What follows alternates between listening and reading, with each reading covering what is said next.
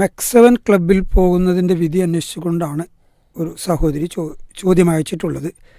സ്ത്രീകൾ ഔറത്ത് മറച്ചുകൊണ്ട് സ്ത്രീ ട്രെയിനർമാരുടെ കൂടെ ഈ എക്സസൈസ് പ്രോഗ്രാമിൽ പങ്കെടുക്കുന്നതിൽ വല്ല അപാകതയുമുണ്ടോ എന്നാണ് അവരുടെ ചോദ്യം.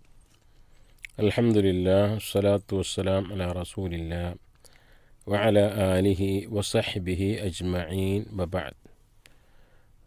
മെക് 7 ആ പരിപാടിയിൽ സ്ത്രീകൾക്ക് പങ്കെടുക്കാൻ പാടുണ്ടോ? അവരെ പരിശീലിപ്പിക്കുന്നത് സ്ത്രീകൾ തന്നെയാണ്. എന്താണ് അതിന് ഇസ്ലാമിക വിധി എന്നാണ്. ഇതിനുത്തരം പറയുമ്പോൾ ഇന്നും ഇന്നലെയുമൊക്കെയായി സോഷ്യൽ മീഡിയയിലും ഒക്കെ രാഷ്ട്രീയ മത പാർട്ടികൾ വളരെ വിശദമായി ഈ വിഷയം ചർച്ച ചെയ്യുന്നൊരു സമയമാണ്. ചില മത ഘടകങ്ങളാണ് ഇത് കൊണ്ടുവന്നത് എന്നും അത് പ്രശ്നത്തിലേക്ക് പോകുമെന്നുമൊക്കെ ചില രാഷ്ട്രീയ പാർട്ടികളും ചില മതസംഘടനകളും പറയുന്നുണ്ട്. ഇസ്ലാമികമായി അതിൻ്റെ വിധി പറയുമ്പോൾ എന്ന് പറഞ്ഞാൽ സ്ത്രീകളാകട്ടെ പുരുഷന്മാരാകട്ടെ അവർക്ക് അനുയോജ്യമായ രൂപത്തിൽ മതം അനുവദിച്ച രൂപത്തിൽ കായിക അഭ്യാസങ്ങളും മറ്റും പരിശീലിക്കുന്നത് ഒരു കുഴപ്പമുള്ള ഹറാമായ കാര്യമല്ല. പലരും സുബഹി നമസ്കാരം കഴിഞ്ഞ് പുരുഷന്മാർ ഇങ്ങനെ ഒരുമിച്ച് കൂടി ഏകദേശം 22 മിനിറ്റ് കൊണ്ടോ അല്ലെങ്കിൽ 25 മിനിറ്റ് കൊണ്ടോ 22 രൂപത്തിലുള്ള വ്യത്യസ്തമായ അഭ്യാസങ്ങൾ, പരിശീലനങ്ങൾ, എക്സസൈസുകൾ ചെയ്യുന്നു എന്നാണ് ഇതിനെക്കുറിച്ച് പറയപ്പെടുന്നത്. അതൊന്നും തന്നെ ഒരു ഹറാമായ കാര്യമല്ല. സ്ത്രീകൾക്കും അവരുടെ നിർബന്ധ ബാധകൾ മുടങ്ങാതെ അവരെ ഇസ്ലാമികമായ ഹിജാബോടുകൂടി സ്ത്രീകൾ പഠിക്കുന്നുണ്ടെങ്കിൽ കുഴപ്പമില്ല. പക്ഷേ പ്രശ്നം പലരും പറയുന്നത് പോലെ ഇതിൻ്റെ പിന്നിലുള്ള ലക്ഷ്യവും അജണ്ടയും എന്താണ് എന്നാണ്. അല്ലാഹു അലം, നമുക്കറിയില്ല. പ്രത്യക്ഷത്തിൽ ബാഹ്യമായി നോക്കുമ്പോൾ അതിൻ്റെ വിധി ഈ രൂപത്തിലാണ് എന്ന് മാത്രം. ചില മതസംഘടനകൾ ആളുകളെ കൂട്ടിച്ചേർക്കാൻ വേണ്ടി അവർക്ക് ഇഷ്ടമുള്ള പല പരിപാടികളും ചെയ്യാറുണ്ട്. ഉദാഹരണമായി നമ്മുടെ പള്ളികളിലൊക്കെ, മുജാഹിദ് പള്ളികളിലൊക്കെ വരുന്ന ആളുകളെ വീക്ഷിക്കുകയും പിന്നീട് നോട്ടമിട്ട് അവരുടെ അടുക്കൽ പോയി അവരെ സന്തോഷിപ്പിക്കുന്ന അവരെ പാട്ടിലേക്കോ കളിയിലേക്കോ മറ്റോ കൂട്ടിക്കൊണ്ടു പോവുകയും അല്ലെങ്കിൽ ബട്ടൺസ് ഒരു തല മുതൽ മറ്റേ തല വരെ ഇട്ട് വീണ്ടും അഴിച്ചിട്ട് സൗഹാർദ്ദം സ്ഥാപിക്കുക എന്ന പേരിൽ പ്രവർത്തിക്കുകയും ഇങ്ങനെ പല രൂപത്തിലുള്ള ആളെ പിടിക്കാൻ ഉള്ള ചില ട്രിക്കുകൾ ചെയ്യുന്ന മതസംഘടനകളുണ്ട്.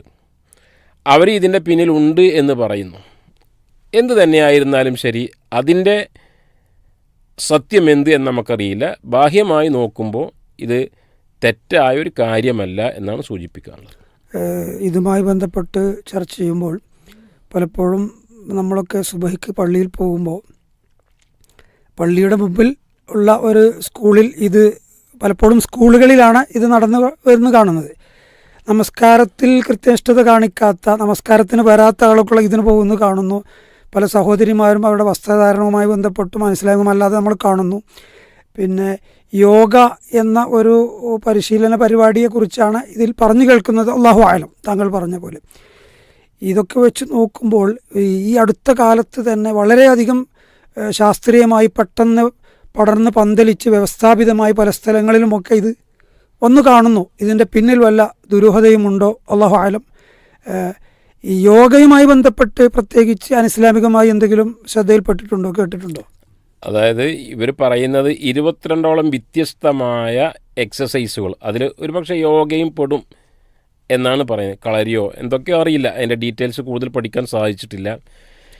ഇവിടെ ചില രാഷ്ട്രീയ പാർട്ടികൾ കൊണ്ടുവരുന്ന ഇതിനെക്കുറിച്ചുള്ള അഭ്യൂഹങ്ങളുണ്ട്. ഇതിന് പിന്നിൽ ഒരു മുമ്പ് നിരോധിക്കപ്പെട്ട ചില സംഘടനകളുടെ വക്താക്കളാണ് ഇതിൻ്റെ പിന്നിലുള്ളത്. അവർക്ക് ഇതിൻ്റെ പിന്നിൽ ഹിഡൻ അജണ്ടകളുണ്ട് എന്നൊക്കെ പറയുന്നു. സത്യാവസ്ഥ എന്താണ് എന്നറിയില്ല. അതിന് മറുപടിയായി മറ്റുള്ള ആളുകൾ പറയുന്നത് ഞങ്ങൾ ആളുകളെ കാണുന്ന രൂപത്തിൽ സുതാര്യമായിട്ടാണ് ചെയ്യുന്നത് എന്നാണ്. ഒന്ന്, ഇതുവഴി സമൂഹത്തിൽ ഒരു സ്പർദ്ധയും മതവിഭാഗങ്ങൾക്കിടയിൽ സ്പ്ലിറ്റും അത്തരത്തിലുള്ള ഒരു പ്രശ്നത്തിലേക്ക് പോകരുത്. അതുകൊണ്ട് ഇത് ചെയ്യുന്ന ആളുകൾക്ക് എല്ലാ ആളുകളെയും കൂട്ടിപ്പിടിച്ച് എല്ലാ മതത്തിൻ്റെ ആളുകളെയും കൂട്ടിപ്പിടിച്ച് ചെയ്യാവുന്നതാണ്. അങ്ങനെ ഒരു പ്രശ്നമുണ്ടെങ്കിൽ പരിഹരിക്കപ്പെടാം. രണ്ടാമത്, യോഗ എന്ന് പറയുമ്പോൾ അതിൻ്റെ വിശദമായ വിഷയത്തിലേക്ക് പോകുമ്പോൾ ചില മെഡിക്കൽ ആളുകൾ തന്നെ, ഇപ്പോൾ ഡോക്ടർമാർ തന്നെ, അത് പഴയ ഒരു തരത്തിലുള്ള പഴയ കാലം നൂറ്റാണ്ടുകൾക്ക് മുമ്പുള്ള ഒന്നാണ്, ശാസ്ത്രീയമായി ശരിയല്ല എന്ന് പറയുന്ന ആളുകളുണ്ട്. ഇപ്പോൾ ഉദാഹരണമായി മെഡിറ്റേഷൻ, അതിലുള്ള മെഡിറ്റേഷൻ ആത്മശാന്തിക്ക് വേണ്ടി, മനസ്സിൻ്റെ സമാധാനത്തിന് വേണ്ടി എന്നൊക്കെ ചെയ്യുന്ന എക്സസൈസ് രീതികൾ ഒരു മുസ്ലിമായ ഒരാളെ സംബന്ധിച്ചിടത്തോളം അതിന് ദീനിയായ പരിഹാരങ്ങളുണ്ട്. പ്രത്യേകിച്ച് എന്തെങ്കിലും മൂളി എന്തെങ്കിലും ശബ്ദമുണ്ടാക്കി അത് ലോപിച്ച് കൊണ്ടുവന്ന ഒരു ശാന്തിയിലേക്ക് എത്തുന്ന ചിന്താഗതി ഇസ്ലാം പഠിപ്പിച്ചിട്ടില്ല. മറിച്ച് അവിടെയുള്ളത് അല്ലദീന ആമനു വതത്മഇന്നു ഖുലൂബുഹും ബിദിക്രില്ല അലാ ബിദിക്രില്ലാഹി തത്മഇന്നുൽ ഖുലൂബ്.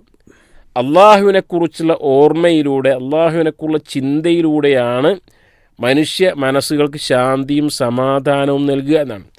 എന്നാൽ നിങ്ങൾ പറഞ്ഞതുപോലെ സുബഹി നമസ്കാരം, അള്ളാഹിനെക്കുറിച്ച് ചിന്തക്കൊന്നും സുബഹി നമസ്കാരത്തിന് പോലും പങ്കെടുക്കാത്ത ആളുകൾ ഇത്തരത്തിലുള്ള ആശയത്തിലേക്കും പ്രവർത്തനത്തിലേക്കും പോകുക എന്ന് പറയുമ്പോൾ യഥാർത്ഥ മരുന്നിൽ നിന്നും മാറി മറ്റെന്തിലേക്കോ നീങ്ങിപ്പോകുന്നതുണ്ട്.